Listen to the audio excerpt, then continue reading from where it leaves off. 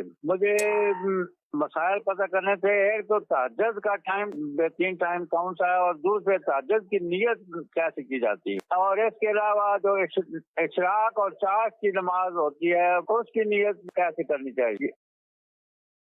جی، تہجد کی نیت اور بہترین وقت.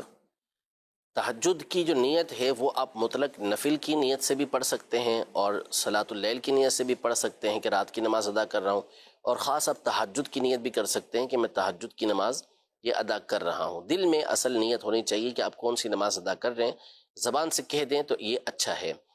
اور جو وقت ہے وہ بہتر سب سے رات کا آخر حصہ ہے کہ نبی پاک صلی اللہ تعالیٰ علیہ وآلہ وسلم ابتدائی رات کے اندر یہ آرام کرتے تھے اور رات کے آخر حصے میں اٹھ کر پھر نماز پڑھا کرتے تھے، تو اس وقت نماز پڑھنا یہ زیادہ اچھا ہے. ویسے تو عشاء کے فرض پڑھنے کے بعد جب آپ سو گئے اور آنکھ کھل گئی آپ کی تو جب چاہیں آپ تہجد کی نماز پڑھ سکتے ہیں، لیکن بہتر یہی ہے کہ جب لوگ سوئے ہوئے ہوں، اور عام طور پہ ہمارے یہاں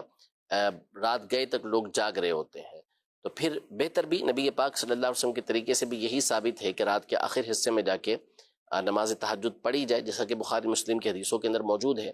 تو یہی کرنا چاہیے. اور جہاں تک رہا اشراق و چاش کی نماز کا وقت، تو ان کا وقت